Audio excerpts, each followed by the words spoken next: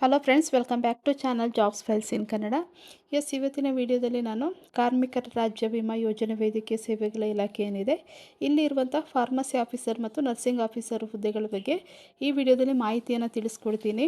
ಅದಕ್ಕಿಂತ ಮೊದಲು ಯಾರೆಲ್ಲ ನನ್ನ ಚಾನಲ್ನ ಸಬ್ಸ್ಕ್ರೈಬ್ ಮಾಡ್ಕೊಳ್ಳಿಲ್ವೋ ಸಬ್ಸ್ಕ್ರೈಬ್ ಮಾಡ್ಕೊಳ್ಳಿ ಮತ್ತು ಪಕ್ಕದಲ್ಲಿರುವಂತಹ ಬೆಲ್ ಐಕಾನ್ ಏನಿದೆ ಇದರ ಮೇಲೆ ಕ್ಲಿಕ್ ಮಾಡಿ. ಇದರಿಂದ ನಾನು ಅಪ್ಡೇಟ್ ಮಾಡುವಂತಹ ಜಾಬ್ನ ನೋಟಿಫಿಕೇಷನ್ ಮೊದಲು ನಿಮಗೆ ತಲುಪುತ್ತೆ ಅಂತ ಹೇಳ್ತಾ, ಕರ್ನಾಟಕ ಪರೀಕ್ಷಾ ಪ್ರಾಧಿಕಾರ ಬೆಂಗಳೂರು ಇಲ್ಲಿ ಅಧಿಸೂಚನೆ.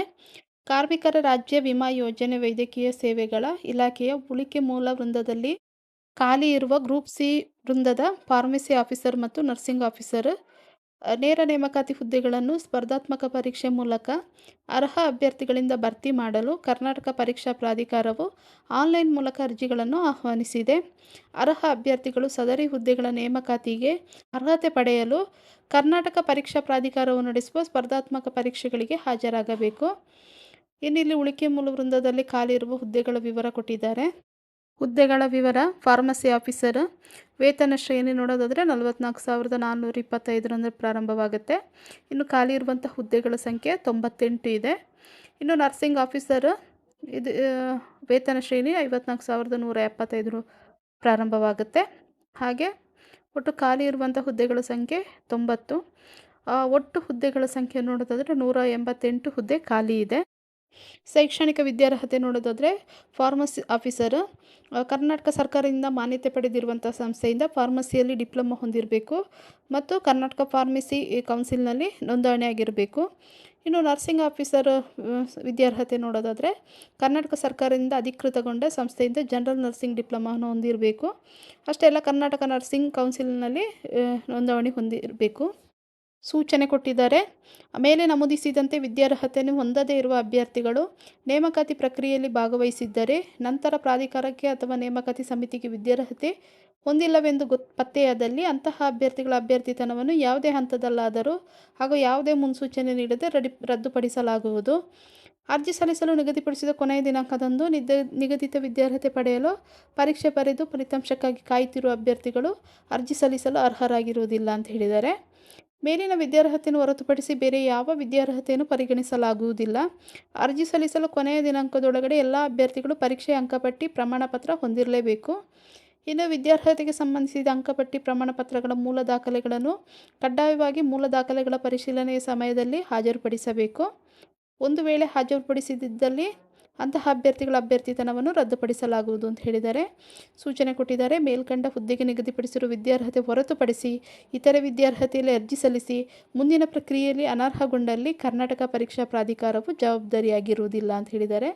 ಹಾಗಾಗಿ ಏನು ಇಲ್ಲಿ ಕೇಳಿದ್ದಾರೆ ಕ್ವಾಲಿಫಿಕೇಷನ್, ಆ ಕ್ವಾಲಿಫಿಕೇಷನ್ ಮಾತ್ರ ಇರಬೇಕು. ವಯೋಮಿತಿ ಕೊಟ್ಟಿದ್ದಾರೆ.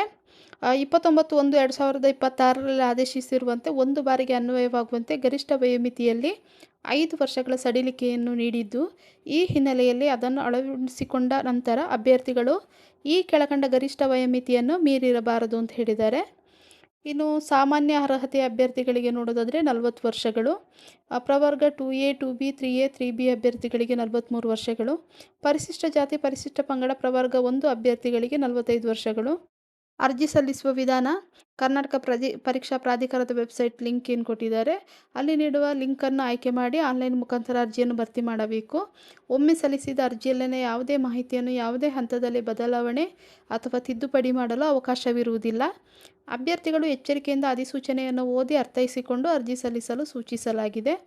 ಅಪ್ಲಿಕೇಶನ್ ಹಾಕಲಿಕ್ಕಿಂತ ಮುಂಚಿತವಾಗಿ ನೋಟಿಫಿಕೇಷನ್ ಏನಿದೆ ಅದು ನೀಟಾಗಿ ಓದ್ಕೊಳ್ಳಿ, ಆಮೇಲೆ ಅಪ್ಲೈ ಮಾಡಿ. ಇನ್ನು ಆನ್ಲೈನ್ನಲ್ಲಿ ಅರ್ಜಿ ಸಲ್ಲಿಸಲು ವೇಳಾಪಟ್ಟಿ ಕೊಟ್ಟಿದ್ದಾರೆ.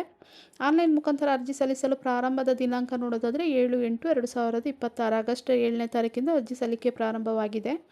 ಆನ್ಲೈನ್ ಮುಖಾಂತರ ಅರ್ಜಿ ಸಲ್ಲಿಸಲು ಕೊನೆಯ ದಿನಾಂಕ ನೋಡೋದಾದರೆ 30/8/2026, ಈ ತಿಂಗಳು 30ನೇ ತಾರೀಕಿಗೆ ಲಾಸ್ಟ್ ಡೇಟ್ ಆಗಿರುತ್ತೆ. ಶುಲ್ಕವನ್ನು ಪಾವತಿ ಮಾಡಲು ಕೊನೆಯ ದಿನಾಂಕ 31/8/2026 ಆಗಿರುತ್ತೆ. ಸೂಚನೆ ಕೊಟ್ಟಿದ್ದಾರೆ. ಅಭ್ಯರ್ಥಿಗಳು ಆನ್ಲೈನ್ ಮುಖಾಂತರ ಅರ್ಜಿ ಭರ್ತಿ ಮಾಡುವ ಮೊದಲು ಅರ್ಹತೆಗೆ ಸಂಬಂಧಿಸಿದ ಎಲ್ಲ ಸೂಚನೆಗಳನ್ನು ಓದಿಕೊಳ್ಳತಕ್ಕದ್ದು ಹಾಗೂ ನೀಡಿದಿರುವ ಮಾಹಿತಿಯನ್ನು ನೀಡಿರುವ ಸೂಚನೆಗಳನ್ವಯ ಅರ್ಜಿಯನ್ನು ಭರ್ತಿ ಮಾಡತಕ್ಕದ್ದು. ತಪ್ಪು ಅಥವಾ ಸುಳ್ಳು ಮಾಹಿತಿಯನ್ನು ನೀಡಿ ಅರ್ಜಿ ಸಲ್ಲಿಸಿದಲ್ಲಿ ಯಾವುದೇ ಸಮಯದಲ್ಲಾದರೂ ಯಾವುದೇ ಮುನ್ಸೂಚನೆಯನ್ನು ನೀಡದೆ ಅಭ್ಯರ್ಥಿತನವನ್ನು ರದ್ದುಗೊಳಿಸಲಾಗುವುದು ಹಾಗೂ ನಿಯಮಾನುಸಾರ ಅಂಥವರ ವಿರುದ್ಧ ಸರ್ಕಾರವೋ ಅಥವಾ ಪ್ರಾಧಿಕಾರ ಅಥವಾ ಸಂಸ್ಥೆ ಕಾನೂನಿನನ್ವಯ ಸೂಕ್ತ ಕ್ರಮ ಕೈಗೊಳ್ಳುವುದು ಅಂತ ಹೇಳಿದ್ದಾರೆ. ಕಾಯಂ ಪೂರ್ವ ಅವಧಿ ಮತ್ತು ವೇತನ ಶ್ರೇಣಿ ನೋಡೋದಾದರೆ, ಕಾಯಂ ಪೂರ್ವ ಅವಧಿ ನೇರ ನೇಮಕಾತಿ ಮೂಲಕ ಆಯ್ಕೆಗೊಂಡ ಅಭ್ಯರ್ಥಿಗಳು 2 ವರ್ಷ ಕಾಯಂ ಪೂರ್ವ ಅವಧಿಯಲ್ಲಿರುತ್ತಾರೆ. ವೇತನ ಶ್ರೇಣಿ ನೋಡೋದಾದರೆ, ನರ್ಸಿಂಗ್ ಆಫೀಸರಿಗೆ 54,175ರಿಂದ ಪ್ರಾರಂಭವಾಗುತ್ತೆ. ಹಾಗೆ ಫಾರ್ಮಸಿ ಆಫೀಸರಿಗೆ 44,425ರಿಂದ ಪ್ರಾರಂಭವಾಗುತ್ತೆ. ಇನ್ನು ರಾಷ್ಟ್ರೀಯ ಪಿಂಚಣಿ ಯೋಜನೆ NPS ಯೋಜನೆ ಏನಿದೆ ಅದು ಕೂಡ ಸೌಲಭ್ಯ ಇರುತ್ತೆ. ಇನ್ನು ಶುಲ್ಕ ಪಾವತಿ ಬಗ್ಗೆ ನೋಡೋದಾದರೆ, ಸಾಮಾನ್ಯ ಅರ್ಹತೆ ಮತ್ತು ಇತರೆ ಪ್ರವರ್ಗಗಳು ಅಂದರೆ ಪ್ರವರ್ಗ 2A 2B 3A 3B ಅವರಿಗೆ 750 ರೂಪಾಯಿ ಇರುತ್ತೆ. ಅದರಲ್ಲಿ 500 ರೂಪಾಯಿ ಅರ್ಜಿ ಶುಲ್ಕ ಮತ್ತು 250 ಪ್ರಕ್ರಿಯೆ ಶುಲ್ಕ ಅಂತ ತಗೊಳ್ತಾರೆ. ಇನ್ನು ಪರಿಶಿಷ್ಟ ಜಾತಿ ಪರಿಶಿಷ್ಟ ಪಂಗಡ ಪ್ರವರ್ಗ 1 ಮಾಜಿ ಸೈನಿಕ ತೃತೀಯ ಲಿಂಗದ ಅಭ್ಯರ್ಥಿಗಳಿಗೆ ರು 500 ರೂಪಾಯಿ ಇರುತ್ತೆ. 250 ರೂಪಾಯಿ ಅರ್ಜಿ ಶುಲ್ಕ ಪ್ಲಸ್ 250 ಪ್ರಕ್ರಿಯೆ ಶುಲ್ಕ ಅಂತ ಹೇಳಿ ತಗೊಳ್ತಾರೆ. ವಿಶೇಷ ಚೇತನ ಅಭ್ಯರ್ಥಿಗಳಿಗೆ ರು 250 ಮಾತ್ರ ಇರುತ್ತೆ. ಪ್ರಕ್ರಿಯೆ ಶುಲ್ಕ ಮಾತ್ರ ಇರೋದು, ಅರ್ಜಿ ಶುಲ್ಕ ಇರೋದಿಲ್ಲ. ಪಾವತಿಸಿದ ಶುಲ್ಕ ಏನಿದೆ ಅದನ್ನು ಹಿಂದಿರುಗಿಸಲಾಗುವುದಿಲ್ಲ ಅಂತ ಹೇಳಿದ್ದಾರೆ. ಶುಲ್ಕ ಪಾವತಿಸುವ ಮೊದಲು ಅಗತ್ಯವಿರುವ ಎಲ್ಲ ಶೈಕ್ಷಣಿಕ ಅರ್ಹತೆ, ಮೀಸಲಾತಿ, ವಯೋಮಿತಿ ಮತ್ತು ಇತರ ಎಲ್ಲ ಅರ್ಹತಾ ಷರತ್ತುಗಳನ್ನು ಸೂಕ್ಷ್ಮವಾಗಿ ಪರಿಶೀಲಿಸಿಕೊಂಡು ಶುಲ್ಕವನ್ನು ಪಾವತಿ ಮಾಡತಕ್ಕದ್ದು ಅಂತ ಹೇಳಿದ್ದಾರೆ. ಇನ್ನು ಪರೀಕ್ಷಾ ದಿನಾಂಕದ ವಿವರ ಕೊಟ್ಟಿದ್ದಾರೆ. ಕನ್ನಡ ಭಾಷಾ ಪರೀಕ್ಷೆ ಇರ್ಬೋದು. ಇದು ಪರೀಕ್ಷೆ ದಿನಾಂಕವನ್ನು ನಂತರ ತಿಳಿಸಲಾಗುವುದು ಅಂತ ಹೇಳಿದ್ದಾರೆ. ಪತ್ರಿಕೆ 1 ಸಾಮಾನ್ಯ ಜ್ಞಾನ ಇರುತ್ತೆ. ಪತ್ರಿಕೆ 2 ನಿರ್ದಿಷ್ಟ ಪತ್ರಿಕೆ ಇರುತ್ತೆ. ಇನ್ನು ಸ್ಪರ್ಧಾತ್ಮಕ ಪರೀಕ್ಷಾ ವಿಧಾನ ನೋಡೋದಾದರೆ, ಮೇಲ್ಕಂಡ ಹುದ್ದೆಗಳಿಗೆ ಸ್ಪರ್ಧಾತ್ಮಕ ಪರೀಕ್ಷೆಯನ್ನು ಆನ್ಲೈನ್ CBT ಅಥವಾ ಆಫ್ಲೈನ್ OMR ಮಾದರಿಯಲ್ಲಿ ನಡೆಸಲಾಗುವುದು ಅಂತ ಹೇಳಿದ್ದಾರೆ. ಸ್ಪರ್ಧಾತ್ಮಕ ಪರೀಕ್ಷೆಗಳನ್ನು ನಡೆಸಲಾಗುವ ಪರೀಕ್ಷಾ ಕೇಂದ್ರದ ವಿವರಗಳನ್ನು ನಂತರದಲ್ಲಿ ತಿಳಿಸಲಾಗುವುದು ಅಂತ ಹೇಳಿದ್ದಾರೆ. ಇನ್ನು ನೀವು ಎಕ್ಸಾಮ್ಗೆ ಹೋಗುವಾಗ ಯಾವುದಾದರೂ ಮೂಲ ಗುರುತಿನ ಚೀಟಿಯೊಂದಿಗೆ ಹಾಜರಾಗಬೇಕು. ಪರೀಕ್ಷಾ ಕೇಂದ್ರವನ್ನು ಯಾವುದೇ ಕಾರಣಕ್ಕೂ ಬದಲಾವಣೆ ಮಾಡಲು ಅವಕಾಶ ನೀಡಲಾಗುವುದಿಲ್ಲ ಅಂತ ಹೇಳಿದ್ದಾರೆ. ಇನ್ನು ಕನ್ನಡ ಭಾಷಾ ಪರೀಕ್ಷೆ ನೀವು SSLC ಅಥವಾ ತತ್ಸಮಾನ ಪರೀಕ್ಷೆಯಲ್ಲಿ ಅಂದರೆ ಅದರ ಉನ್ನತ ಮಟ್ಟದಲ್ಲಿರ್ಬೋದು ಪರೀಕ್ಷೆಗಳಲ್ಲಿ ಕನ್ನಡ ವಿಷಯವನ್ನು ಪ್ರಥಮ ಅಥವಾ ದ್ವಿತೀಯ ಭಾಷೆಯಾಗಿ ನೀವು ಅಭ್ಯಾಸ ಮಾಡಿದರೆ ಅಥವಾ ಕನ್ನಡ ಮಾಧ್ಯಮದಲ್ಲಿ ಅಧ್ಯಯನ ಮಾಡಿದರೆ ಅಥವಾ ಇದು ಯಾವುದೇ ಪ್ರಾಧಿಕಾರ ಇರ್ಬೋದು, ಅವರು ಕಡ್ಡಾಯ ಕನ್ನಡ ಪರೀಕ್ಷೆ ಏನು ಮಾಡಿರ್ತಾರೆ ಅದರಲ್ಲಿ ನೀವು ಪಾಸಾಗಿದ್ದರೆ ಅಂತಹ ಅಭ್ಯರ್ಥಿಗಳು ಈ ಕನ್ನಡ ಭಾಷಾ ಪರೀಕ್ಷೆ ಏನಿದೆ ಅದನ್ನು ಬರಿಬೇಕು ಅಂತ ಇಲ್ಲ. ಉಳಿದಂಥ ಅಭ್ಯರ್ಥಿಗಳು ಕಡ್ಡಾಯ ಕನ್ನಡ ಭಾಷಾ ಪರೀಕ್ಷೆ ಏನಿದೆ ಅದನ್ನು ಪಾಸ್ ಮಾಡಿಕೊಳ್ಳಲೇಬೇಕಾಗುತ್ತೆ. ಗರಿಷ್ಠ ಅಂದರೆ 150 ಅಂಕಗಳನ್ನ ಒಳಗೊಂಡಿರುತ್ತೆ. ಇನ್ನು ಅರ್ಹತೆ ಪಡೆಯಲು 50 ಅಂಕಗಳನ್ನ ಗಳಿಸಬೇಕು.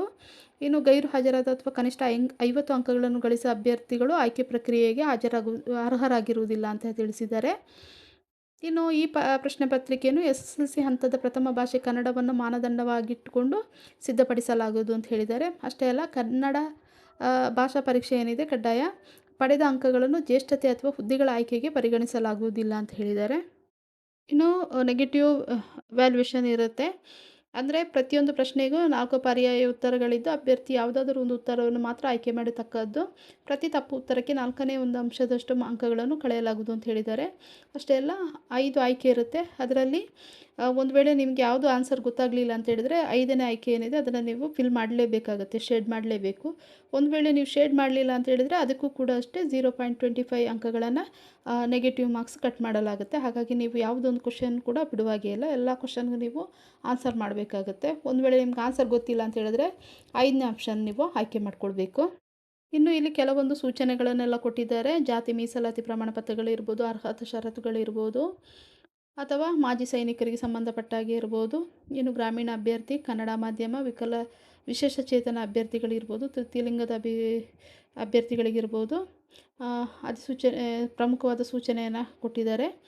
ನೀವು ಅಪ್ಲಿಕೇಶನ್ ಹಾಕಲಿಕ್ಕಿಂತ ಮುಂಚಿತವಾಗಿ ಈ ನೋಟಿಫಿಕೇಷನ್ನ ನೀಟಾಗಿ ಓದ್ಕೊಂಡು ಆಮೇಲೆ ಅಪ್ಲಿಕೇಶನನ್ನು ಹಾಕಿ. ಇವತ್ತಿನ ವಿಡಿಯೋದಲ್ಲಿ ನಾನು ಕಾರ್ಮಿಕ ರಾಜ್ಯ ವಿಮಾ ಯೋಜನೆ ವೈದ್ಯಕೀಯ ಸೇವೆಗಳ ಇಲಾಖೆಯಲ್ಲಿ ಇರುವಂತಹ ಫಾರ್ಮಸಿ ಆಫೀಸರ್ ಮತ್ತು ನರ್ಸಿಂಗ್ ಆಫೀಸರ್ ಹುದ್ದೆ ಬಗ್ಗೆ ವಿವರವಾಗಿ ತಿಳಿಸ್ಕೊಟ್ಟಿದ್ದೀನಿ. ನಿಮಗೇನಾದರೂ ಆಸಕ್ತಿ ಇದ್ದು ನೀವೇನಾದರೂ ಎಲಿಜಿಬಲ್ ಇದ್ದರೆ ಈ ಹುದ್ದೆಗೆ ಅರ್ಜಿ ಸಲ್ಲಿಸಿ ಅಂತ ಹೇಳ್ತಾ, ಇವತ್ತಿನ ವಿಡಿಯೋ ನಿಮ್ಗೆ ಇಷ್ಟ ಆದರೆ ಒಂದು ಲೈಕ್ ಕೊಡಿ. ಹಾಗೆ ಇದರ ಅಗತ್ಯ ಯಾರಿಗಿದೆಯೋ ಅವರೊಂದಿಗೆ ಈ ವಿಡಿಯೋನ ಶೇರ್ ಮಾಡ್ಕೊಳ್ಳಿ ಅಂತ ಹೇಳ್ತಾ, ಹಾಗೆ ಸಬ್ಸ್ಕ್ರೈಬ್ ಮಾಡ್ಕೊಳ್ಳೋದನ್ನು ಮರಿಬೇಡಿ ಅಂತ ಹೇಳ್ತಾ, ಥ್ಯಾಂಕ್ ಯು ಫಾರ್ ವಾಚಿಂಗ್.